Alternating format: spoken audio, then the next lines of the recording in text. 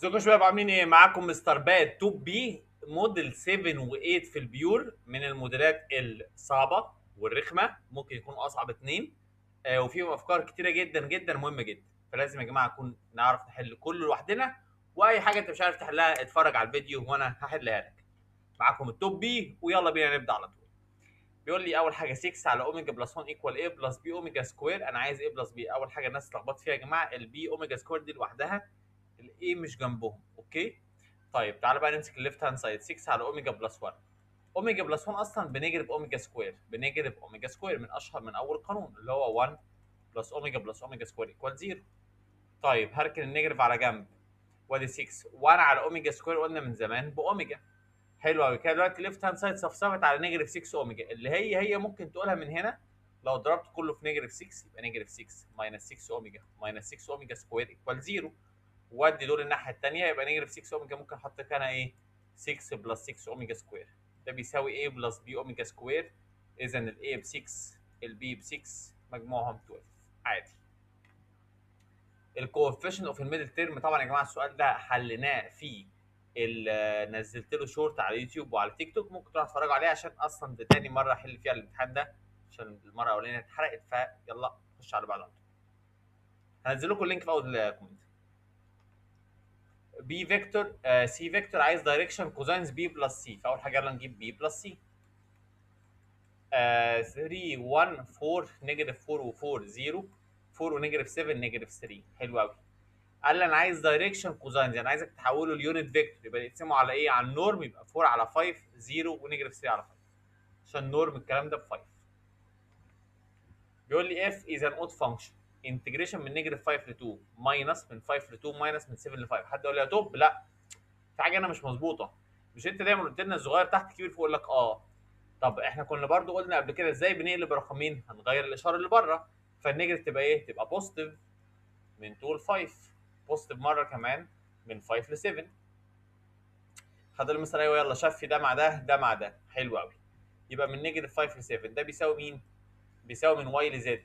تقول لي يا توب بيبقى مجموعهم 2، مش موجوده في الاجابات، رغم انها لو موجوده صح، بس هو عشان كده ما جابهاش، هو حب يلعب معايا لعبه شويه.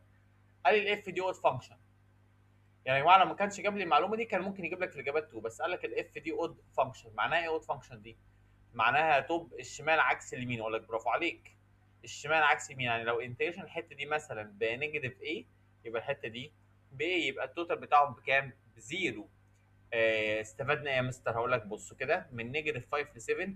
ايه رايكم افصصها بالمنظر ده؟ من نيجاتيف 5 ل 5 بلس من 5 ل 7. يجوز؟ يجوز. طب الجزء ده بكام؟ زيرو. يبقى عباره عن ايه؟ من 5 ل 7. يبقى 5 بلس 7 ب 12. اوكي، ده عشان قال لي اود فانكشن. وطبعا الايفن شمال زي اليمين. انتجريشن تان اكس على 6 سكوير اكس ماينس 1، طبعا بالكالكوليتر تخلص في ثانيه، بس اهم حاجه تبقى موديل راد. واللي مش عارف الطريقه، في فيديو هنزله لكم في الديسكربشن مع فيديو الجوبات كلها تتفرجوا عليه، طبعا مهم جدا. تبقى الاجابه كده. طب لو احنا عايزين نعملها بالستبس يا توب، اقول لك اول حاجه احنا عارفين ان 6 سكوير بتساوي 10 سكوير بلس 1. يبقى 10 سكوير يبقى 10 سكوير اكس بلس 1 ماينس 2. طب ما 1 ماينس 2 بنيجاتيف 1، فممكن اشيل دي واشيل دي، حتى الان في مشكله. طيب اول حاجه انا هضرب في 2 فوق 2 فوق بره، قصدي 2 فوق وهاف بره. هتقولي ليه يا مستر؟ اقول لك هتعرف حالا. اللي فيكم فاكر قوانين دبل الانجل، تان 2 اكس بتساوي 2 تان اكس على 1 ماينس تان سكوير على 1 ماينس تان سكوير، يعني محتاج تحت نيجاتيف، يبقى احط بره نيجاتيف. اذا وصلت دلوقتي بقى عندي نيجاتيف هاف انتجريشن تان 2 اكس، وتان 2 اكس بيساوي ايه؟ ساين 2 اكس على كوزاين 2 اكس. طب دلوقتي فراكشن، هل اللي فوق الديريفيتيف اللي تحت ناقصه حته؟ ديريفيتيف كوزاين نيجاتيف ساين نفس الانجل في ديريفيتيف الانجل، يبقى ناقصه نيجاتيف 2، يبقى بره في نيجاتيف هاف زياده. يبقى عندي هنا 1 على 4 لين ابسوليوت اللي تحت. الاكسبانشن ده according to descending power of x، هو descending power قال لي 7 term has greatest coefficient. ده يا جماعه ليه جبايه سريعه جدا. الجريتست coefficient ده بيكون هو الميدل، يعني تي 7 ده هو الميدل تيرم، يبقى قبله كام تيرم؟ قبله 6 تيرمز. وبعده 6 تيرمز. قال لي يعني انا عايز اعرف عدد الترمات كام، يبقى 13 6 و6 والميدل. if the plane كذا cut the coordinate axis عند البوينتس A و B و C and the volume of the pyramid OABC is 1200 then الكيب كام؟ فاول حاجه عشان نجيب الكوردينيت اكسس الانترسكشن معاهم اللي هو اسمه الانترسبتد فورم لازم يكون بره ايكوال كام؟ ايكوال 1. فبقسم كله على 60 اهو. هنقسم كله دلوقتي على 60. 60 على 2 يبقى 30 يبقى اكس على 30. 60 على 3 يبقى 20. 60 على كي يبقى 60 على كي. كل ده ايكوال 1. يبقى البوينت ايه مبدئيا 30 0 0. البوينت بي 0 20 0. والبوينت نيجاتيف 20. والبوينت سي 0 0 60 على كي. حلو قوي قوي قوي. قال لي انا عايز الفوليوم، يلا بينا التريبل برودكت يا مستر. بنحط مكان الاي جي كي الاي اللي هي 30 0 0 بعد كده 0 نيجاتيف 20 0 0 0 60 على كي اهو. ده في ده في ده يبقى 30 في نيجاتيف 20 60 على كي. كل ده ايكوال المفروض في ابسوليوت ايكوال 1200. نحمد ربنا الحمد لله ان هو يطلع معايا ب 30. مش موجوده في الاجابات بس اخر سنه ما تلعبش على كرم الضيافه ده. ليه يا مستر بقى ايه الغلطه؟ هقول لك الفوليوم اللي انت جبته دوت فوليوم البارل بايبت. البارل بايبت. لكن فوليوم البيراميد يبقى حاجه من الاثنين، يا مضروب في 1 على 3 يا في 1 على 6. لو هو تريانجلر بيراميد بضرب في 1 على 3، لو هو كوادريلاترال بيراميد بضرب في 1 على 6. قلت له يا مستر طب انا اعرف منين هو ايه فيهم؟ هو قال لي هنا بيراميد وسكت. هقول لك هتبص على عدد الفيرتكس. هو هنا كام فيرتكس؟ 4. يبقى عندك 3 في البيز وواحد فوق، يبقى ده كده اسمه ايه؟ ده كده اسمه تريانجلر بيراميد. تمام. لكن لو كان عندي 4 في البيز واحد فوق يعني 5 فيرتيز يبقى اسمه كوادريلاترال بيراميد. بالبلدي كده يا جماعه 4 بوينتات 4 بوينتس يبقى 1 على 6. 5 بوينتس يبقى 1 على 3. قشطه. يبقى حط هنا 1 على 6 تطلع بوزيتيف او نيجاتيف 5. الفانكشن جي اوف اكس بتساوي لين اكس از ذا انفرس اوف واي ايكوال جي انفرس اوف اكس. فدي بعد اكس بكام؟ يعني بيقول لي دي الانفرس فانكشن. اول حاجه فاكرين انفرس فانكشن لما اقول لك واي ايكوال لين اكس عايزين نجيب الانفرس. الخطوه الاولى بتبدل اكس بواي. يعني ايه؟ بكتب اكس ايكوال لين واي. الخطوه الثانيه انك تحاول تعمل سمبليفاي لغايه ما تجيب واي لوحدها من جديد. يعني ايه؟ ايه الحاجه اللي تغير لي اللين؟ تقول لي يا مستر اي. اقول لك يبقى تاخد اي في الناحيتين اي باور اكس ايكوال اي باور لين واي. طير ده مع ده يبقى اي باور اكس ايكوال واي. يبقى كده انت وصلت بالسلامه للانفرس. يبقى انفرس اللين اي باور اكس. طب نشوف سؤال كمان عشان نفهم كده يا مستر. لو قلت لك واي ايكوال اكس باور 3 ماينس 5 عايزين نجيب الانفرس. الخطوه الاولى هبدل اكس بواي اكس ايكوال واي باور 3 ماينس 5. الخطوه الثانيه هات الواي لوحدها واي باور 3 ايكوال اكس بلس 5.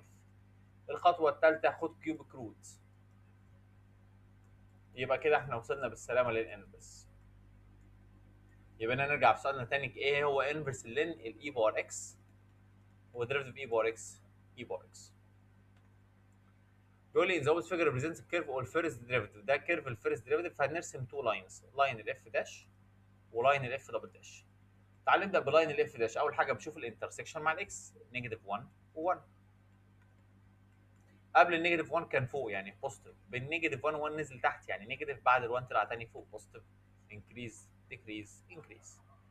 قال لك طب هل في انفليكشن بوينت؟ تقول لي يا مستر بشوف بقى ادور على هوريزونتال تينجنت او فيرتيكال تينجنت طالما في الديريفيتيف.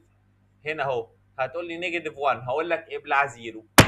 ابلع زيرو ليه يا مستر؟ عشان بقول لك عند الاكس بكام مش الواي. نيجاتيف 1 دي الواي ما تخلوش يضحك عليكم. ده عند الاكس بزيرو يا باشا. بعد كده بنعمل اختبار ايه؟ امشي معاه. ده بينزل يبقى نيجاتيف، بيطلع يبقى بوزيتيف. ساد فيس هابي فيس صح؟ يبقى انفليكشن بوينت عند الاكس بكام؟ بزيرو. يلا انتجريشن من 0 لكي اكس بلس كي الاول باور 5 ايكوال 336 كي. فالكي بكام؟ حد يقول لي مثلا هجرب شمال ويمين اقول لك اه مظبوط. بس ايه رايكم في طريقه اسرع شويه؟ ولاد التوب هيعرفوها. بدل ما تجرب شمال ويمين ايه رايك نجرب في حته واحده بس؟ تقول لي مستر ازاي؟ هقول لك بص اهو. ايه رايكم نقسم على 336؟ خليها كده. كل ده ايكوال كي. معناته ايه يا مستر ده؟ معناه الكي اللي انت هتعوض بيها في الشمال مكان ده وده، لو طلعت ايكوال الرقم ده اللي انت مثلا جيت تعوض ب 3 في الانتجريشن وجوه براكت، طلع لك الفاليو ايكوال 3 برضو، يبقى دي اجابه صح. عوضت ب 2 طلع ايكوال 2، اجابه صح. بصوا عشان تفهموني تعالى اوريكم الكالكليتر. اهو كالكليتر اهو، مثلا افتح فراكشن، ادي انتجريشن تحت 0، فوق اجرب اول اجابه اللي هي كام؟ 3، واخش جوه براكت اهو اكس بلس 3 باور 5 على 336. طلعت مش ب 3 صح؟ يبقى ال 3 اوت، نخش على 2، هكتب جوه هنا 2 وهنا 2 ايكوال 2 صح. عشان تطمن تعالى يا باشا جرب ال 5 عشان تفهمني. جرب اهو 5 5 برضه لا طبعا، والفور نفس الشيء. فاهمني؟ يبقى بدل ما اقعد اجرب شمال ويمين، لا يا باشا انا اجرب مره واحده بس على طول ونخش على اللي بعدها. انجل بين لاين وبلين يا جماعه لغايه دلوقتي جابها كتير قوي قوي قوي في النماذج الاسترشاديه. بقى تقول لي يا مستر في ناس بتتوقع ان هو يبقى معنى كده انها مش هتيجي. اقول لك بص، سواء هتيجي او لا خليك واثق وخدها من التوب بكلمه، كده كده اخر السنه هيجي لك انجل، سواء بقى 2 فيكتورز 2 لاينز 2 بلينز لاين وبلين. ثلاثه منهم فوق المفاهيم اللي هم 2 فيكتورز 2 لاينز 2 بلينز، الوحيده اللي مش موجوده هي دي اللاين وبلين. فهو لو حب يرازيك هيجيب لك دي، بس ادينا شفناها كتير. 2 نيجاتيف 1 و 3 الثلاث ارقام اللي تحت، الان 3 2 كي. قال لك الانجل 30 يبقى ساين 30 ايكوال ده دوت ده على نورم في نورم، 2 باي 3 بلس نيجاتيف 1 باي 2 بلس 3 كي على روت ده في روت ده. شيفت سولف هتطلع الكيب 1. يلا الكيرف هاز انفليكشن، اول ما تشم انفليكشن دبل داش على طول. يلا نجيب اول داش، هنزل ال 3 2 اكس ماينس ايه في الديريفيتيف اللي جوه، قصدي انا اصلا باور واحد في الديريفيتيف اللي جوه اللي هو 2، 3 باي 2 6 2 اكس ماينس ايه باور 2. يلا دبل داش 2 هتنزل يبقى 12 2 اكس ماينس ايه 1 في الديريفيتيف اللي جوه اللي هو 2، يبقى 24 في 2 اكس ماينس ايه. نعوض الاكس بكام؟ 5، يبقى 24 2 باي 5 ماينس ايه، كل ده ايكوال 0. هتطلع الايه ب 10، تطلع الايه ب 10. حلو قوي. وبعد ما نجيب الايه، مش انا عايز اف اوف 4، نرجع نعوض في الاصليه 2 باي، اوعى تختار 10 ها، 2 باي 4 ماينس 10 باور 3 نيجاتيف 8. بيقول لي البوينتس A و B و C represents a complex numbers root 3 root 3i root 3 plus root 3i on argans diagram. يا جماعه اول حاجه argans diagram ده يا شباب قلنا عليه هي الاكس والواي اكسس. الريل نمبر هو الاكس والايماجينري هو الواي. يعني بقول لك روت 3 على الاكس اهي كده روت 3، دي كده البوينت A. روت 3 اي اهي يبقى روت 3 على الواي، دي كده البوينت B. روت 3 بلس روت 3 اي يبقى البوينت دي كده روت 3 بلس روت 3 اي، دي البوينت سي. قال لك والاو، قال لك انا عايز اريت الشكل ده، ده كده. واريت الشكل ده ايه؟ لينس اوف ويتس او بيس باي هايت، سوري لينس اوف ويتس يعني روت 3 في روت 3 ب 3. الكي كي بي بتساوي كي و6 و8 if the sorry the direction cosine of vector كذا c is كذا. ده الدايركشن كوزنس. معنى كده يا جماعه ان ده يونت فيكتور، ان ده يونت فيكتور. يعني النورم بكام؟ النورم ب 1. يعني روت ام باور 2 بلس 3 على 13 باور 2 بلس 4 على 13 باور 2 ايكوال 1. هتطلع الام معاك ب 12 على 13 بوزيتيف اور نيجاتيف طبعا عشان في باور 2. حلو قوي. يبقى عندي البي عباره عن كي و6 و8. السي خليها بوزيتيف اور نيجاتيف مش هتفرق، 12 على 13 3 على 13 4 على 13. قال لك البي بارل تو سي يبقى سيم ريشيو صح، يبقى مبدئيا الكي هتبقى بوزيتيف اور نيجاتيف، فده اوت ده اوت. ناخد بقى كي على 12 على 13 ايكوال سكند على سكند 6 على 3 على 13، ممكن اضرب 60 على 60 شيفت سولف تطلع الكي بوزيتيف اور نيجاتيف 24. A point moves on the curve y equal to root x. ماشي، دي معلومه y equal to root x.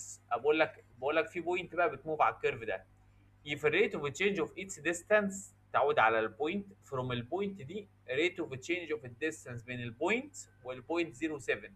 قلت له بس طب هي فين اول بوينت بيتكلم عنها؟ اقول لك ما اديهالكش، فانت بتفرضها ايه؟ اكس وواي، والبوينت الثانيه كام؟ 07. قال لك ريت الديستنس بينهم 0.2. يعني لو احنا جبنا اس بينهم اصلا اللي هي سكوير روت x2 minus x1 باور 2 يعني x minus 0 باور 2 بلس y minus 7 باور 2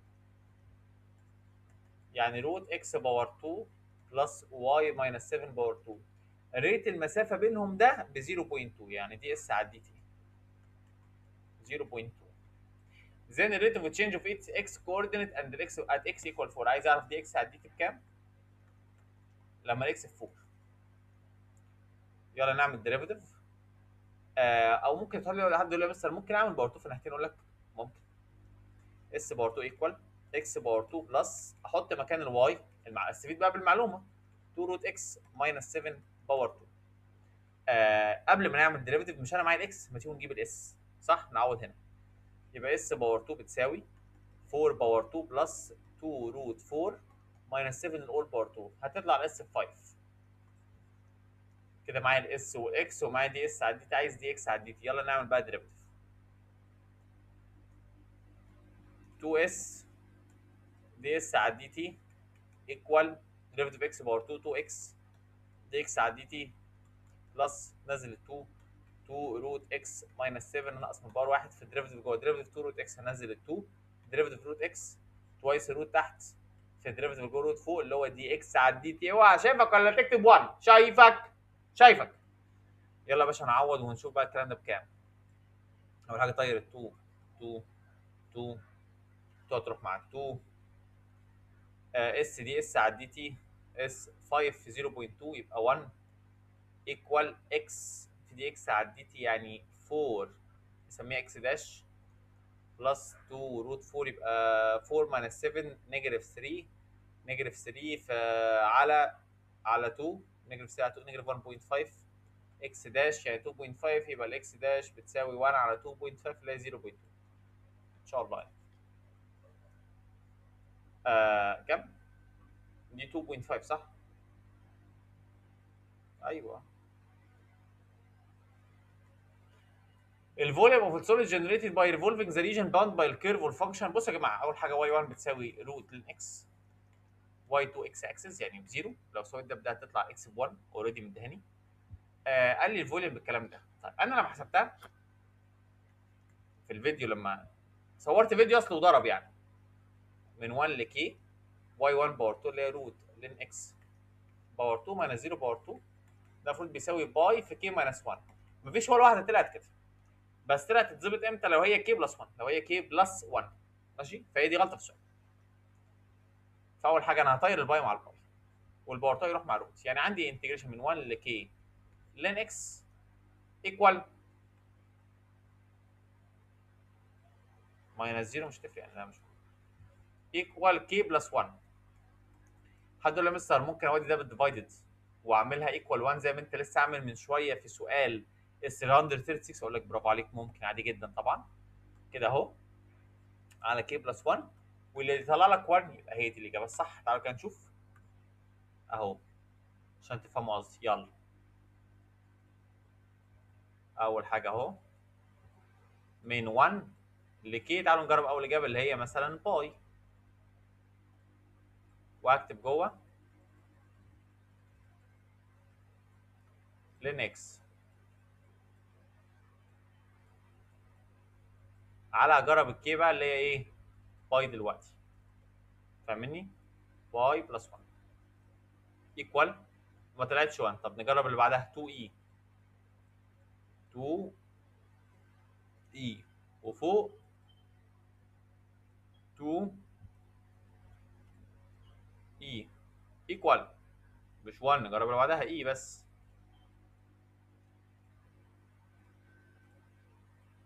مش 1. اللي بعده اي باور 2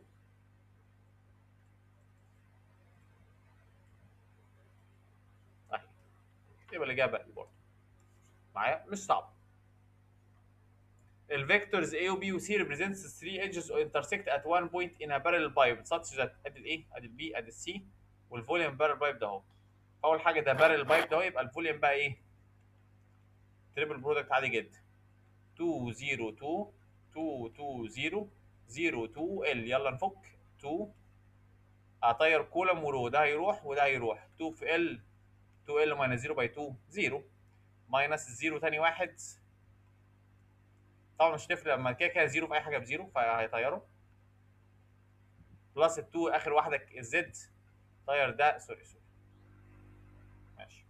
بعدها 2 في 2 4 ماينس 0 باي 2 0. كل ده ايكوال 16، بس هنا بيكون في ابسوليوت، يعني 4 ال بلس 8 ايكوال 16. ممكن ال تبقى ب 2 او نيجاتيف 6. واي ايكوال كذا زين المينيمم فاليو بتاعت الاكسبريشن كذا. فده طبعا سؤال ماكسمايز من وايز. فين الاوبجيكتيف فانكشن؟ تبقى اهي اكس واي ماينس اكس باور 3.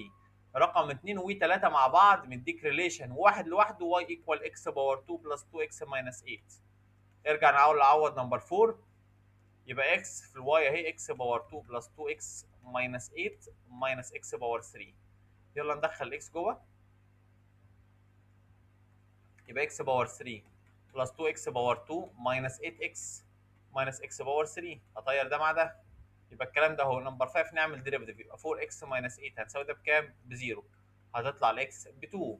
نرجع نعوض فين؟ هنا اهو. فالواي هتساوي 2 باور 2 بلس 2 باي 2 ماينس 8. واي هتطلع بزيرو. اوكي نرجع نعوض بقى هنا عشان نجيب الفاليو. 2 باي 0 ماينس 2 باور 3 تطلع نيجاتيف. قشطه. اكس ايكوال نيجاتيف 1 بلس روت 3 اي الاولى على 2. اللي فيكم لماح وبياخد باله يقول يا مستر هي مش دي تقريبا هي الاوميجا؟ لو وزعت اللي فوق على تحت دي هي يا مستر اوميجا. اقول لك برافو عليك. يبقى انا عايز اوميجا باور 100 بلس اوميجا باور 101. طب بنعرفها ازاي؟ احنا بنقدر ننقص من كل باور 3. فاول حاجه هتيجي تشوف هل الباور ده ديفيزبل باي 3؟ هل 100 ديفيزبل باي 3؟ لا. طب نشوف اللي قبلها 99.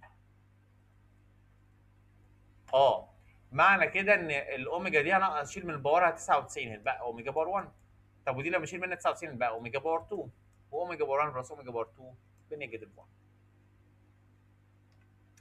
اخر سؤال سهل. انتجريشن اي باور اكس ساين اكس. سؤال سهل للي عارف فكرته، واللي مش عارف فكرته هيحتاس. طبعا بقاعده اللاتين، عيلتين مختلفين عن بعض، ادي الدي وادي الاي. احكي لكم يا جماعه قصه. اول مره اشوف السؤال ده ما كانش وانا في ثانويه عامه، انا كان منهج قديم شويه بعيد عنكم، طبي كبير سيكا. شفته وانا في اولى جامعه، بعد كده الكلام ده نزل لكم بقى من جامعه. لما شفت السؤال ده وشفت فكرته عجبتني جدا فكرته. كنت شايف الفكره اللي زي يعني، واللي بفكر فيها يعني برافو عليك والله اللي فكرت فيها يعني. هوريكم بقى دلوقتي فكرته عشان هي ليه فكره واحده بس في الحل. طبعا هنحط هنا ساين اكس وهنا اي باور اكس. ديريفيتيف ساين كوزاين اكس انترشن اي باور اكس اي باور اكس. لو جربنا مره كمان نيجاتيف ساين اكس اي باور اكس هنلاقي نفسنا مش هتوصل. او انسى ان انتوا يا شباب عملتوا باي بارتس مره ومرتين لقيتوا نفسكم مفيش فايده، يعني مفيش حاجه جديده. وقف. هتقول لي ده في ده بوزيتيف، ده في ده نيجاتيف، ارجع سهم غير اشاره يبقى بوزيتيف انتجريشن. اول حاجه ساين في اي يبقى عندي ايه؟ انا يا جماعه لا ماشي سيبكم دي دلوقتي. بصوا انتوا هتعملوا كده. هتقول لي مستر اي باور اكس ساين اكس ماينس اي باور اكس كوزاين اكس بلس في ماينس يبقى ماينس انتجريشن اي باور اكس ساين اكس. تقول لي يا مستر ايه ده؟ ايه المصيبه دي؟ ده انت طلعت لي نفس السؤال بالظبط. اقول لك وهي دي ده المطلوب. هو ده المطلوب اصلا. لو سميت ده اي يا جماعه ده كله اصلا عباره عن الانتجريشن بتاع السؤال نفسه، يعني ده كله عباره عن الاي. تيجي مفاجاه، ما انا ممكن اشيل احط ده مكان ايه؟ احط مكانه اي برضه، هو نفس الاي نفس الانتجريشن. يعني اي بتساوي اي باور اكس ساين اكس ماينس اي باور اكس كوزاين اكس ماينس اي. وادي الاي الناحيه الثانيه اي واي بقت 2 اي ايكوال. خد اي باور اكس يا عم كومن فاكتور ساين اكس ماينس كوزاين اكس. اقسم على 2 يبقى الاي بتساوي اي باور اكس على 2. اوعى يا توب على الصياعه. اقول لك الصراحه يعني مش صياعتي انا مش صاحب الفكر، مش انا العالم اللي اكتشفتها، بس هي فكره صايعه وحلوه. ده كده كان موديل 7 يا شباب، في شويه افكار مهم تكونوا عارفينها كلها. ويلا نخش على موديل 8 ونشوف بقى الافكار اللي فيه. موديل 8 نمبر 1 بيقول لي ايه؟ if e باور y equal x y then dy على dx بكام؟ يلا نعمل ديريفيتيف على طول بشكل مباشر. الديريفيتيف e باور y تنزل هي في ديريفيتيف باور dy على dx ايكوال الديريفيتيف اكس في واي حاجتين بالملتبلاي ينزل الفيرست في الديريفيتيف السكند بلس السكند في الديريفيتيف فيرست ب 1. حلو قوي. ممكن ادخل الترم ده جوه بالماينس، يبقى اي باور واي دي واي على دي اكس ماينس اكس دي واي على دي اكس، ده كله ايكوال واي. ناخد دي واي على دي اكس كومن فاكتور، يبقى عندي اي باور واي ماينس اكس، كل ده ايكوال واي، ودي بالديفايد يبقى دي واي على دي اكس ايكوال واي على اي باور واي ماينس اكس. هنبص في الاجابات مش هنلاقيها، بس احنا عارفين ان اي باور واي هي اكس واي، فممكن اقول واي اوفر اكس واي ماينس اكس. لو خدنا اكس كومن فاكتور يبقى واي ماينس 1 اهي. سؤال طبعا واضح وصريح ومباشر. انتجريشن كوزاين لين اكس اوفر اكس، طبعا بالكالكوليتر يخلص في ثانيه الا ثانيه، يا اما تاخد اليو بالانجل لين اكس يبقى دي يو بتساوي 1 على اكس دي اكس، يبقى الدي اكس لوحدها بتساوي ايه؟ اكس دي يو. قلنا دايما ايه يا جماعه؟ اول حاجتين بنعوض بيهم السبستيتيوشن والدي اكس، يبقى انتجريشن كوزاين يو على اكس، ومكان الدي اكس هحط ايه؟ اكس دي يو. طير ده مع ده، انتجريشن كوزاين ساين نفس الانجل بلس سي ورجع اليو لينكس، يبقى ساين لينكس. السؤال طبعا سهل برضو ومباشر جدا. بيقول لي بقى السؤال ده بقى هنا ايه؟ في بقى حوار كده. كلنا عارفين لما هو اقول لك اوميجا بلس اوميجا باور 2 بلس اوميجا باور 3 بلس اوميجا باور 4 وهكذا وهكذا، قلنا كل 3 بزيرو، وقلنا كل 4 في الاي بزيرو. هنا بقى عمل لك ميكس، قال لك اوميجا اي باور 2 اوميجا اي باور 3 اوميجا اي باور 4 لغايه اوميجا اي باور 95. طب مبدئيا يا مستر هم دول كام ترم؟ والله من 1 ل 95 95 ومعاهم ال 1 يبقى 96 ترم، 96 تيرمز. بس انا مش فاهم يا مستر، هم دول يمشوا بقى بمبدا الثلاثات ولا اربعات ولا ايه؟ اقول لك بص، احنا مش عارفين صح؟ هتبدا تجس نبض كده. يعني اول ترم ب 1 صح؟ الثاني اوميجا اي، الثالث اوميجا سكوير اي سكوير اللي هو نيجاتيف اوميجا سكوير، الرابع اوميجا باور 4 سوري اوميجا باور 3 اي باور 3 اوميجا باور 3 ب 1 واي باور 3 بنيجاتيف اي، حتى الان مفيش حاجه شبه الثانيه خالص.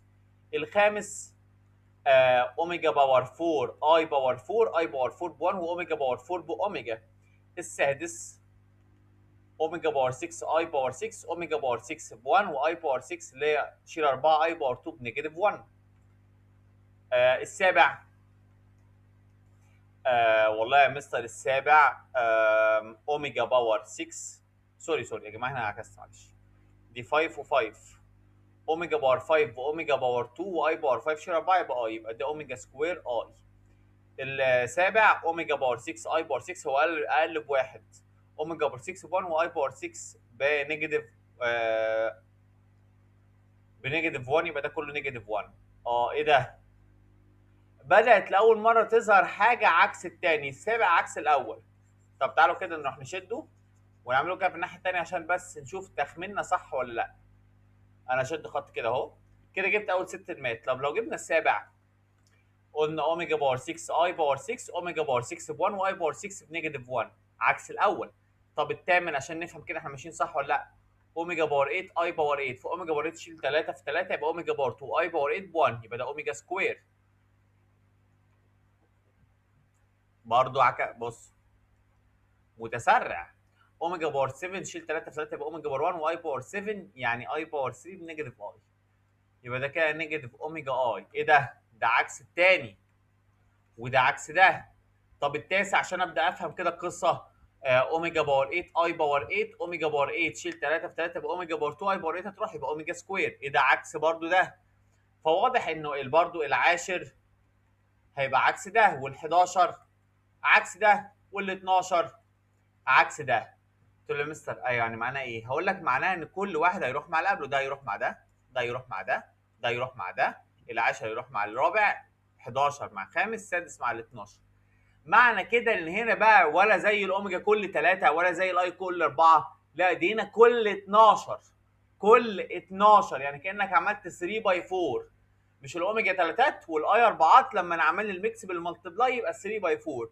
كل 12 ترم بزيرو، كل 12 ترم بكام؟ بزيرو. طب انا مدي لك كام ترم؟ 96. هل هم ديفيزبل باي 12؟ هتشوفها على الكالكوليتر 96 على 12 بكام؟ هتطلع ب 8. يبقى 96 ترم عباره عن 8 مجاميع اتناشرات، يبقى كله بكام؟ بزيرو. سؤال حلو، سؤال حلو وفكرته حلوه. اهم حاجه تكونوا فاهمين فكره لو جالنا سؤال جديد ازاي بنكتشفه. بنبدا نفك بالمنظر ده يا شباب. انا مش حافظ كل القوانين ولا حافظ كل الحاجات، اصلها 3 4 5 10 ترمات 12 ترم 20 ترم، لا. انا ببدا افك 1 2 3 4 لغايه ما الاقي باترن، يعني نمط بيحصل، اللي هو لقيت السابع بيطير مع اول، تامن مع تاني، تسع مع تالت، يبقى 10 مع رابع، 11 مع خامس، 12 مع سادس. يبقى انا كده فهمت ان اول سته طاروا مع السته اللي بعدهم، يبقى كده اول 12 لوكشه بكام؟ بزيرو، وهكذا ال 12 بعدهم بزيرو، 12 بعدهم بزيرو، وهكذا وهكذا وهكذا. سؤال حلو. الترم فري في اكس بالمنظر ده ايكوالز كذا. فاول حاجه الترم فري في اكس هنجيب تي ار بلس 1. يلا 9 سي ار. السكند باور لتحت، والفيرست باور الديفرنس. يلا سمبليفاي 9 سي ار نيجاتيف بي باور ار اكس باور نيجاتيف ار اي باور 9 ماينس ار اكس باور 2 باور 9 ماينس ار، يبقى اكس باور 18 ماينس 2 ار.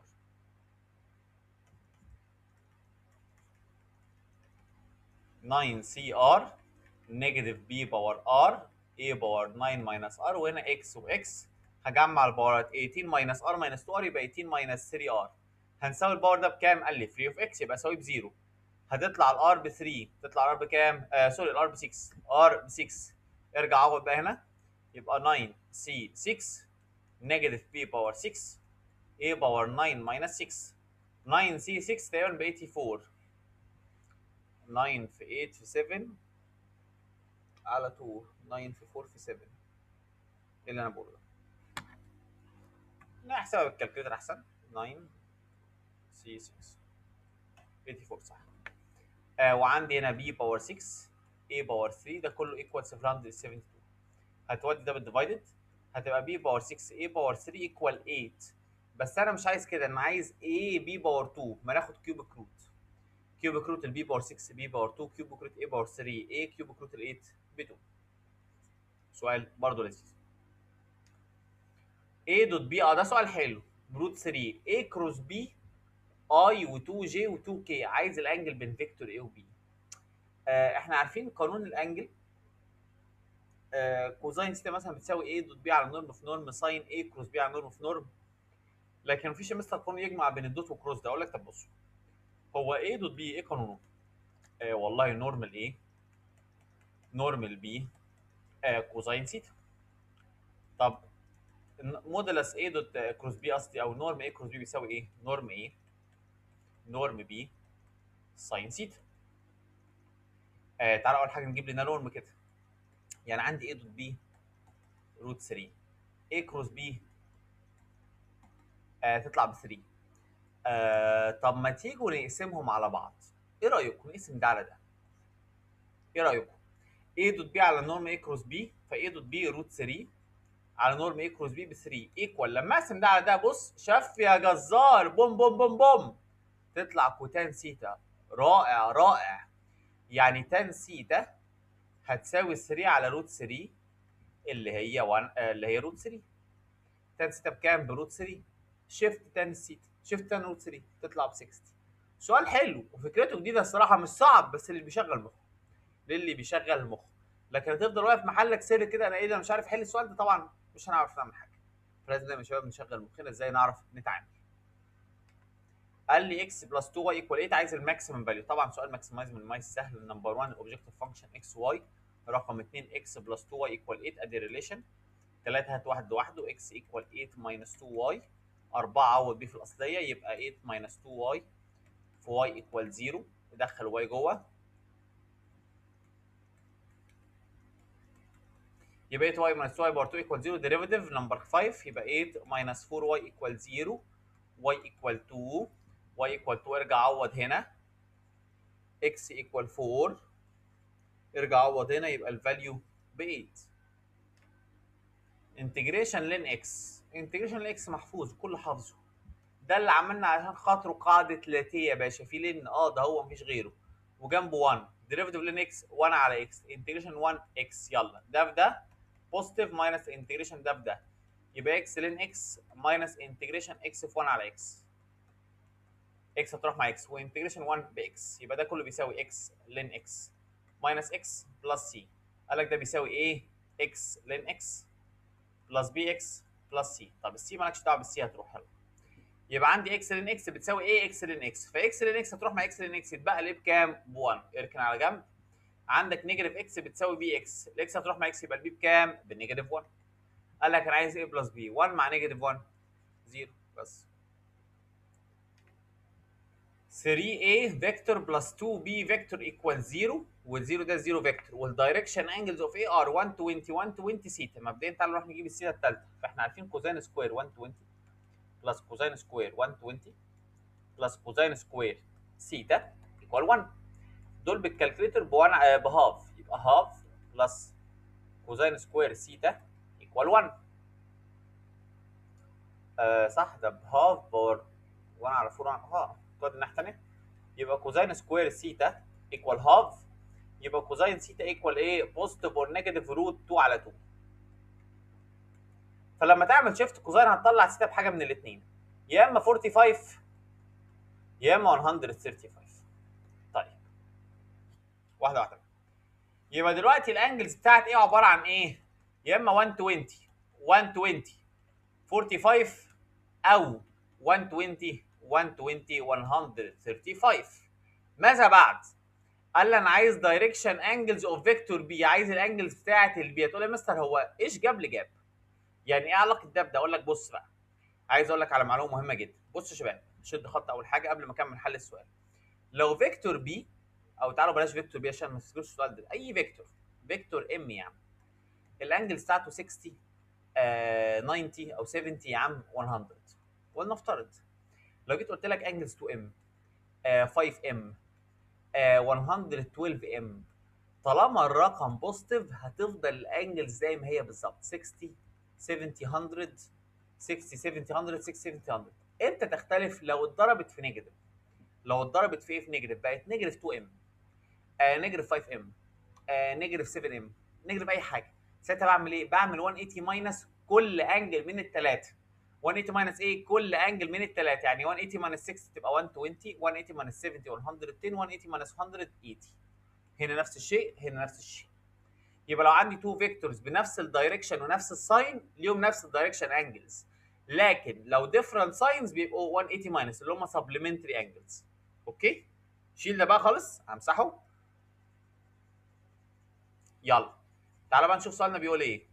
عندي فيكتور A اهو، عايز اعرف فيكتور B. طب ايه العلاقه بين A و B يا توب؟ هل هم زي بعض ولا عكس بعض؟ والله تعالى نشوف هو كاتب ايه. قال لي ان 3A بلس 2B ايكوال 0، معنى كده 3A ايكوال نيجاتيف 2B. ايه ده؟ عكس بعض، يبقى 180 ماينس. هجرب مره 180 ماينس دي ومره 180 ماينس دي. لما اجرب مره ماينس الاولانيه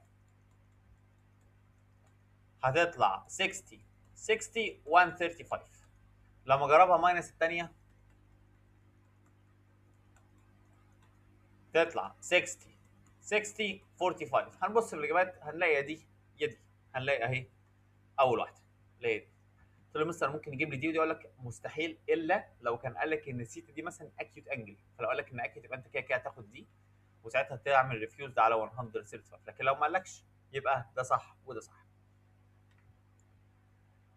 بيقول لي كوفيشنت ال 8 تيرم والاند 18 تيرم في الاكسبانشن ده ار ايكوال. طب تعالوا نجيب كده تي 8 وتي 18. ان سي 7 سكند بار تحت فيرست بار ديفرنس. بس يا مستر مش هتفرق، ما هو قال لي كوفيشنت جدع نودي دول. طب وكوفيشنت تي 18 ان سي 17 قال لك دول ايكوال بعض يا باشا. ان سي 7 بتساوي ان سي 17. امتى يا جماعه ده يساوي ده؟ لو الان بتساوي ايه؟ مجموعهم. حلو قوي، عرفنا كده الان بكام. طب نرجع نكقد 24 اهو. قال لك انا عايز كوفيشنت الميدل تيرم. طب تعالوا اول حاجه نجيب ميدل تيرم، يعني نعمل ايه؟ بلس 2 على 2 تطلع 13. يلا بينا. يبقى عايزين نجيب تي 13، يبقى 24 سي 12 سكند بار تحت فيرست بار ديفرنس. كده كده قال لي كوفيشنت فهتروح قشطه. الدي واي على دي اكس ايكوال الكلام ده، وير ذا كيرف والفانكشن واي ايكوال اف اوف اكس باسنج ثرو الاوريجن. زين اول حاجه دي واي هودي دي اكس الناحيه الثانيه بايه؟ باور 2 اكس ماينس واي دي اكس. ناخد بالنا هنا في حاجه خانقاني. هنا مستر في واي في الباور، اخلص منه ازاي؟ اقول لك في طرق كتيره قوي قوي قوي. حد يقول لي يا مستر هضرب في اي باور واي في الناحيتين، ينفع. حد يقول لي مستر ده لما الباور يكون بالماينس معناها كانها اي باور 2 اكس على اي باور واي، صح؟ مش هو في الديفيجن بعمل باور ماينس؟ ولا برافو، ينفع. وساعتها اودي الاي باور واي الناحيه الثانيه. في كلا الحالات هنوصل لنفس النتيجه، ان اي باور واي ايكوال اي باور 2 اكس دي اكس. ارمي 2 انتجريشن يلا. اي باور واي باي باور واي، اي باور 2 اكس تنزل هي فعلى الديريفيتيف باور اللي هو هاف بلس سي. عشان نجيب سي هنعوض، قال لي حاجه بتعدي بالاوريجن 0 0، يبقى اي باور 0 ايكوال هاف اي باور 0 بلس سي، هتطلع سي بهاف. يبقى اي باور واي ايكوال هاف اي باور 2 اكس بلس هاف. قال لي انا عايز الواي. طيب ممكن احنا يا جماعه لو انا جالي في الامتحان حاجه زي كده، انا هعوض واعمل شيفت سولف. هعوض الاكس باي رقم، ولا نفترض ب 3 4 5 10، هحسب الواي بكام وارجع اعوض في الاربع اجابات. اوكي. او ممكن للي عايز يعملها بستبس، بص هنعمل ايه. اول حاجه ايه رايكم اخليها اي باور واي ايكوال اي باور 2 اكس بلس 1 على 2. يعني كاني خدت اوفر 2. هتقول لي يا مستر، اقول لك عشان يعني وانت بتحاول تعملها سمبليفاي مش تيجي غير كده. هناخد لين في الناحيتين، يبقى لين اي باور واي ايكوال لين. طبعا يا جماعه انا افضل طريقه ان انتوا تجربوا الكالكوليتر وتريحوا نفسكم. هنا يبقى واي ايكوال لين حاجتين بتفايد بيساوي لين ده ماينس لين ده، يبقى لين اي باور 2 اكس بلس 1 ماينس لين. بس هتوصلي النمبر ايه. دي الطريقه الوحيده بتاعت الستبس يعني، تمام. عشان كده طبعا يفضل تعوضوا على طول هنا بالاكس بالرقم، وتحسبوا الواي وترجعوا تعوضوا في الاجابات وتسهلوا على نفسكم الدنيا شويه. نمبر 11 بيقول لي ايه ذا لاين اكس ايكوال 2 واي ايكوال 3 زد. اول حاجه ده يا جماعه لاين يعني كانها اكس على 1 ايكوال واي على هاف ايكوال زد على 3 ثيرد قصدي. كاتس البلين اكس بلس 2 واي بلس 3 زد ايكوال 18 عند البوينت مين. طيب ده كده بيسال عن بوينت اوف انترسكشن بين لاين وبلين. عشان تحل السؤال ده هوريك ازاي تحله بالستبس وازاي بالكالكوليتر في ثانيه الا ثانيه. اول حاجه بالستبس هتروح تجيب لي اللاين في البارامتريك فورم. اول حاجه مفيش بوينت يبقى 0 0 0 ثم دايركشن في التي، يبقى تي هاف تي 1 على 3 تي، وتعوض بالتلاته دول جوه البلين اهو، يبقى تي بلس 2 في هاف تي بلس 3 في ثيرد تي كل ده ايكوال 18. شيفت سولف هتطلع تي معاك ب 6، ترجع تعوض بيها هنا وهنا وهنا. جبت الاكس ب 6، الواي ب 3، الزد ب 2. اوكي اهي. طب يا مستر انا عايز اعملها بالكالكليتر. هتروح تتست البوينتات دي اول حاجه في البلين. هتست البوينتات زي مثلا نعوض بيها مكان اكس واي زد. تعالوا نجرب اول اجابه. يبقى 6 بلس 2 في 3 بلس 3 في 2 هيطلع ب 18، يبقى اول اجابه صح. طب تعالوا كده نجرب تاني اجابه. يبقى 2 بلس 2 باي 3 بلس 3 باي 6 هتطلع ب 26 تقريبا، يبقى غلط. جرب الثالثه سي غلط، رابعه غلط. قلت له مستر افرض جربت طلع اتنين زي بعض. اقول لك وارد جدا، ساعتها بتفصل بينهم هنا، تروح تعوض بالاكس هنا والواي هنا والزد هنا ويدي لك نفس الريشيو. خلي بالك لو جينا نعوض بروتي دي هنا يبقى 6 على 1 6 3 على هاف ب 6 2 على كوار ثيرد 6 برضه، فيديك نفس الريشيو، يبقى دي برضه بوينت صح. فالستيب سهله والاجابات قصدي الكالكوليتر سهل. يلا زد ايكوال كذا، زد 2 ايكوال كذا. اول حاجه تعالوا من زد 1 نجيب ار وسيتا، ايه رايكم؟ هتطلع 2 روت 2 وكوزاين نيجاتيف 45 بلس اي ساين نيجاتيف 45. ماشي. طب زد 2 لو جبنا لها ار وسيتا تطلع 2 وكوزاين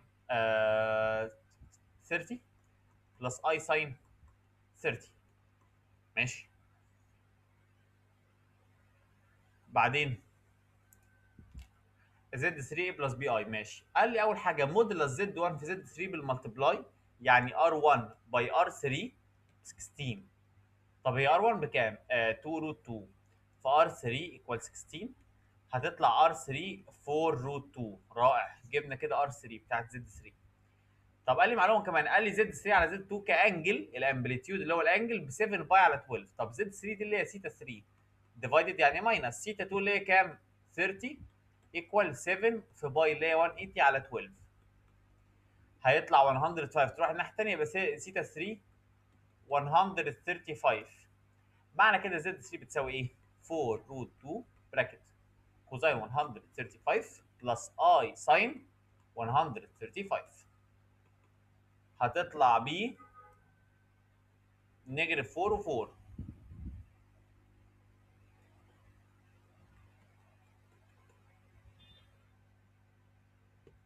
يبقى كده A وB بكام؟ نيجاتيف 4 و4.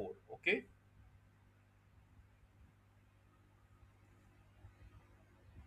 خلي بالك لو كان قال لكم انا عايز B وA تبقى 4 ونيجاتيف 4، لو حب ايه يتخابس في الحته دي.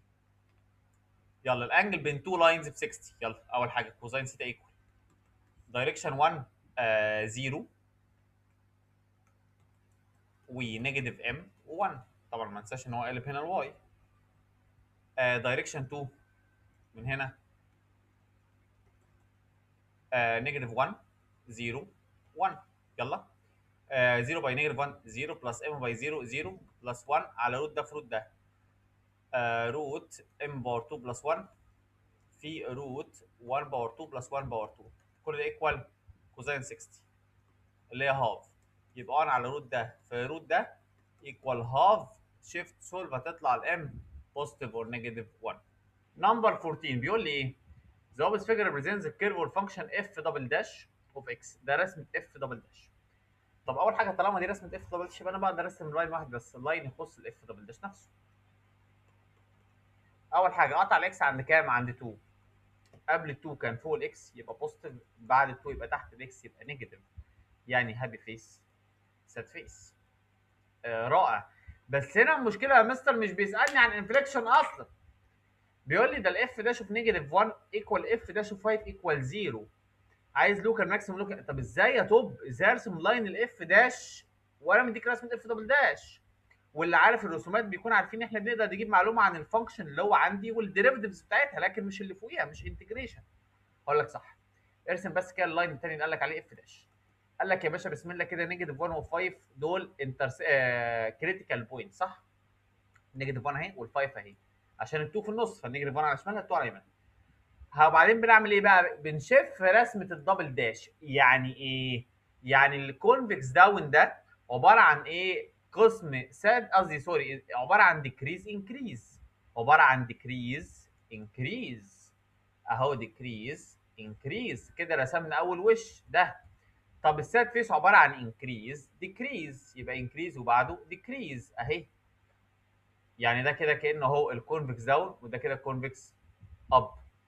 فلما اجي اقول لك لوكال ماكسيما عند الاكس بكام؟ عند الاكس ب 5. سؤال صايع كان بيجيبه زمان في النظام القديم، عادي لو جابه تاني، متعودين على فكرته مفيش اي مشكله خالص. y equal sin x equal x equal cosine ثيتا سوري y equal sin ثيتا. انا عايز y في السكند ديريفيتيف بلس فيرست ديريفيتيف بارت واحده واحده. اول حاجه نجيب دي y على دي ثيتا ديريفيتيف الساين كوزين ثيتا دي اكس على دي ثيتا ديريفيتيف كوزين النيجاتيف ساين ثيتا. نجيب دي y على دي اكس اول حاجه، يبقى يلا كوزين ثيتا على نيجاتيف ساين ثيتا نيجاتيف كوتان ثيتا. يلا نجيب. طبعا احنا عارفين ان التشين رول بيطبق في الفيرست فقط صح، وقلنا اللي بينسى الغلطه ما يحلوش احسن. السكند ديريفيتيف نيجاتيف كوتان، ديريفيتيف كوتان نيجاتيف كوسيك سكوير، في النيجاتيف يبقى بوزيتيف كوسيك سكوير ثيتا في الديريفيتيف الانجل اللي هو الدي ثيتا على الدي اكس. بنسى انا بعمل ديريفيتيف لمين بالنسبه لمين. طب دي ثيتا على الدي اكس عباره عن ايه؟ نيجاتيف 1 على ساين اهي، نيجاتيف 1 على ساين ثيتا. طب ما هي نيجاتيف 1 على ساين ثيتا عباره عن ايه؟ نيجاتيف كوسيك ثيتا اهو، نيجاتيف كوسيك ثيتا. واخدين بالكم؟ يبقى ده كله دلوقتي السكند ديريفيتيف ده عباره عن ايه؟ نيجاتيف كوسيك باور 3 ثيتا. طب يلا نعوض بقى في اللي هو عايزه، الواي اللي هي ساين ثيتا مضروبه في السكند ديريفيتيف نيجاتيف كوسيك باور 3 ثيتا بلس دي واي على دي اكس باور 2 اللي هو ده باور 2 يعني كوتان باور 2 ثيتا. هطير واحد مع واحد يبقى نيجاتيف كوسيك باور 2 ثيتا بلس كوتان باور 2 ثيتا. طيب هتقول لي مثلا انا مش فاكر ايه العلاقه بينهم. اقول لك طيب فاكرين ان ساين باور 2 بلس كوزين باور 2 ايكوال 1. انت عايز كوسيك وكوتان، يعني في الدينومينيتور ساين نقسم على ساين سكوير يبقى 1 بلس كوتان سكوير اكس ايكوال كوسيك سكوير اكس. يعني دخلنا ده جوه بالنيجاتيف هنطلع ال1 بره برده بالنيجاتيف، يبقى نيجاتيف كوسيك سكوير بلس كوتان سكوير عباره عن ايه؟ نيجاتيف 1. او ممكن تعملوا ايه؟ ممكن تعوضوا باي رقم، اي رقم يخطر على بالك اهو. بصوا اهو هاجي كده اهو دي بالديجري تمام، دي نيجاتيف 1 على كوسيك دي اللي هي ساين مثلا 30 باور 2 تمام بلس كوتان اللي هي 1 على تان 30 باور 2 ايكوال نيجاتيف. بس نمبر 16 بيقول لي ايه the opposite figure represents a part of the graph of a function f of x equal 1 على x square. ده كده y1 1 على x square ماشي. then the equation of the vertical line يعني عايز اعرف انهي vertical line كده بيعمل ايه؟ نكمل القرايه. بيقول لي that divides the shaded region between a curve and over الاكس اكس اللي هي الحته دي كده and two lines x equal 1 x equal 4 into two equal parts in area. الاكس بكام؟ تقول لي يا مستر انا مش فاهم اي حاجه خالص. اقول لك طب بص، اول حاجه ما تيجي نجيب الاريا دي. الاكس من كام لكام؟ من 1 ل 4، فتقول لي الاريا بتساوي انتجريشن من 1 ل 4 y1 minus y2 قال لك x اكسس صح كده؟ ونشوف ده بكام بالكالكوليتر. اوكي يلا بينا. انتجريشن من 1 تحت ل 4 فوق وجواه 1 على اكس سكوير 0.75 0. كام 75 اللي هي 3 على 4 يعني. تعالى بقى نقرا السؤال تاني. قال لك انا عايز الايكويشن بتاعت الفيرتيكال لاين اكس بكام يعني اللي تقسم الاريا دي لحتتين قد بعض. طب يعني كده كل حته بكام؟ والله الاريا كلها ب 3 على 4. هنعملها ديفايدد 2 هتطلع 3 على 8. اذا انا عايز الاريا بتاعتي تطلع بكام؟ ب 3 على 8. فعايز اعرف بقى الانهي اكس هنا كده، ما انا مش عارف صح؟ بس اللي انا واثق منه ان الاكس بادئه ب 1. تقول لي يبقى انتجريشن من 1 لاكس معينه انا مش عارفها واي 1 اللي هي 1 على اكس سكوير ماينس 0. ده كله المفروض بيساوي كام؟ 3 على 8. يبقى انا منتظر اللي يديني 3 على 8 اللي هي 0.375. هنروح نيجي نعمل انتجريشن اهو. هبدا بقى اجرب ايه الاجابات. 2 مثلا هاف لا. طب نجرب ال 3 لا. نجرب 8 على 5 3 على 8 اهي خلصت. حد ولا مستر؟ طب كان ممكن بدل ما اعمل من 1 لاكس اخليها من اكس ل 4. واحد بيشغل دماغه يقول لك عادي. حقك يا باشا اهو. بص اهو، ايه رايكم نشيل ده؟ اول حاجه اخلي ده 8 على 5 واخلي اللي فوق بكام؟ ب 4. بصوا 3 على 8 برضه ما هي بتقسم نص شمال قد النص اليمين. طبعا شيء بديهي ومنطقي جدا يعني. كوفيشنت اكس باور 2 في الاكسبانشن ده سؤال احنا عارفينه ومتمرنين عليه بس مش بنحبه. عندي اثنين باينوميال بينهم مالتبلاي. يلا نجيب جنرال تيرم الاول واحده. سي ار بلس 1 هتساوي 11 سي ار اكس باور ار. طب الثاني 1 ماينس اكس باور 9 نجيب له جنرال تيرم ام مثلا سي ام بلس 1 يبقى 9 سي ام نيجاتيف اكس باور ام. يعني ممكن نقول كده 9 سي ام نيجاتيف 1. اهم حاجه بنفصل النيجاتيف في اكس باور ام. طب دول الاثنين بالمالتبلاي صح؟ يلا نجمعهم. يبقى 11 سي ار وجنبها 9 سي ام وجنبهم نيجاتيف 1 باور ام. اركن الارقام دي على الشمال خالص. بعد كده اضرب الاكس جنبهم. عندي اكس باور كام؟ اكس باور ار بلس ام. حلو قوي. قال لك كوفيشنت اكس باور 2 يبقى انا محتاج ار وار بلس ام بكام؟ ب 2. بنعمل لهم ايه؟ بنعمل لهم جدول. يلا ممكن تقول يا مستر 1 1 ممكن. حد يقول مستر ممكن 0 2 ممكن. حد يقول مستر ممكن 2 0 ممكن. بعد كده بنعمل ايه بقى؟ بنرجع نعوض هنا بكل كيس من الثلاثه. يبقى الفيرست كيس 1 1 يبقى 11 سي 1 9 سي 1 نيجاتيف 1 باور 1 هتطلع ب نيجاتيف 99. طب السكند لما الار ب 0 والام ب 2 يبقى 11 سي 0 9 سي 2 نيجاتيف 1 باور 2 ده ب 1. 11 سي 0 ب 1 و9 سي 2 ب 36. طب نجرب الثيرد. الار بقى ب 2 والام ب 0 11 سي 2 9 سي 0 نيجاتيف 1 باور 0 ده ب 1 1 11 سي 2 بالكالكليتر ب 55 صح 55.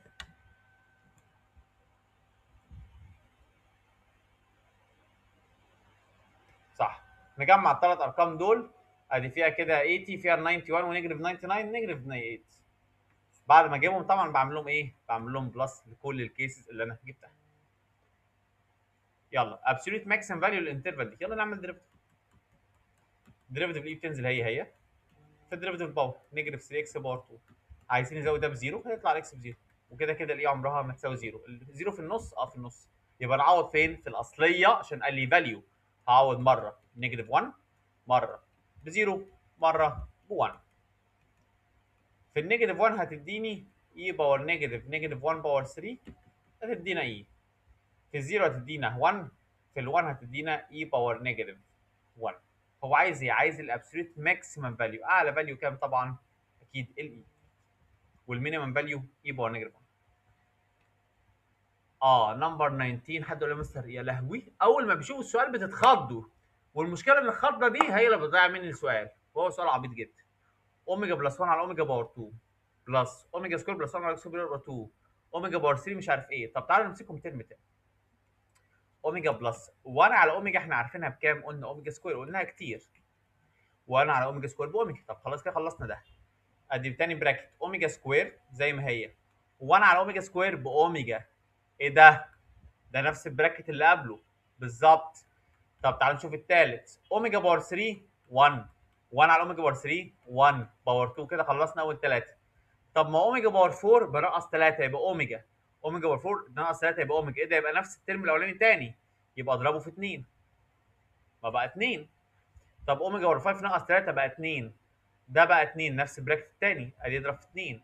ده ناقص 3 ناقص 3 بقى اوميجا باور 3، اوميجا باور 3 نفس البراكت ده. خلاص بقى عندي 2 من كل براكت. طب لو واخد بالك اصلا هو ده نفس ده، يعني عندي 4 من البراكت ده بلس 2 في 2 باور 2. طيب هي اوميجا بلس اوميجا سكوير بكام؟ بنيجاتيف 1 بلس 2 في 2 باور 2 اللي هي 4. 4 في نيجاتيف 1 باور 2 4 بلس 2 باي 4 8 12. بالذمه ده مش ازازه.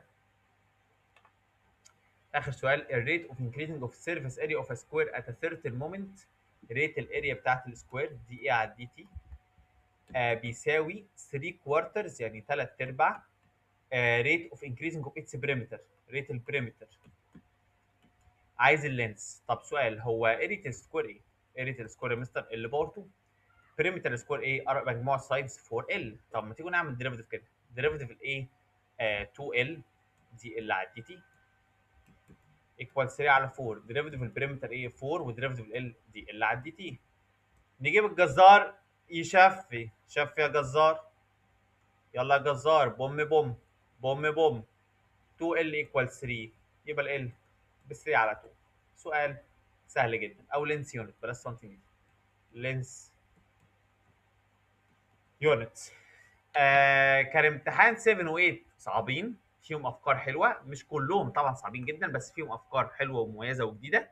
زي ما قلنا يا جماعه اهم حاجه اكون عارفهم كلهم. واستنوا الفيديو اللي جاي. كان معكم التوب بي وتحياتي لاخواتي.